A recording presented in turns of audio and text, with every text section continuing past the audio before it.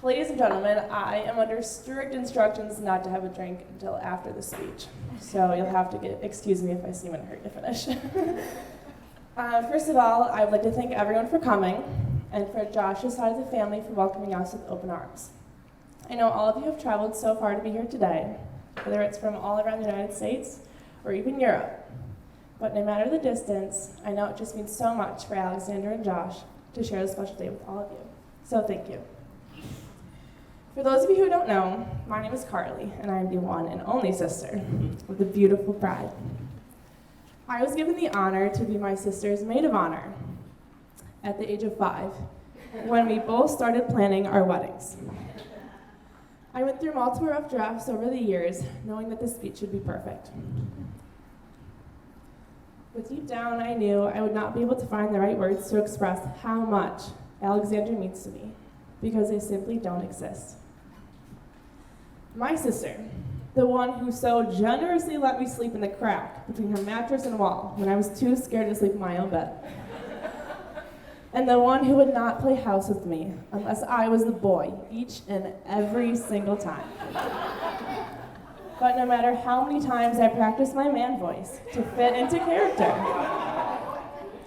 I cherished every moment spent with her because she was, and she still is, the best big sister I could have ever asked for.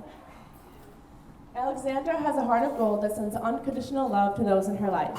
And being her younger sister, I've looked up to her, and I've followed in her footsteps with many aspects so far. But I would not change that for the world, because look at how perfect she turned out. When I was still in diapers, and Alexandra's nickname was Little Mom, we both vowed to marry our dad.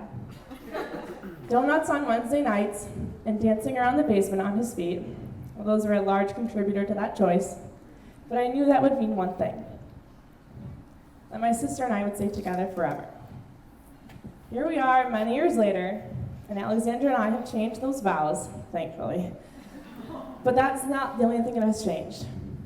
Having the one person I'm closest with in this entire world move across the country to live with her dream man, that's not been the easiest task to deal with, but no matter how far apart, we will always stay sisters at heart. And I could not be more happy for this couple to start their lives together.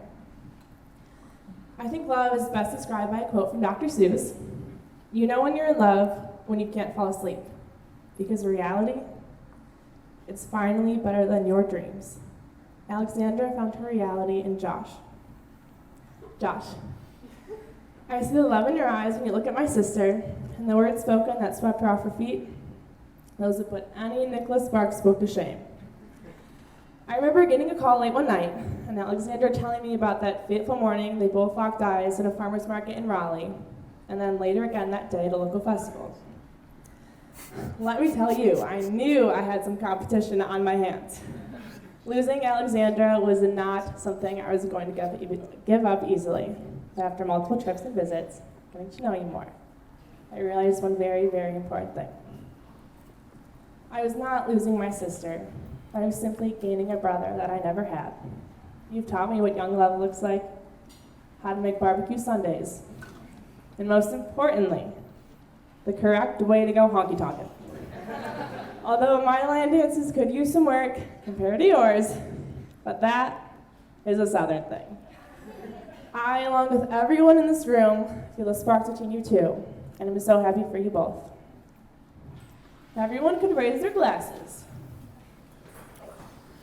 Love is a friendship that has caught fire, and may your love burn bright for years to come. Cheers. Here's a toast to my best friend and her new best friend. I love you both so much, and I'm so happy for you. Cheers. Everybody started. I heard changing.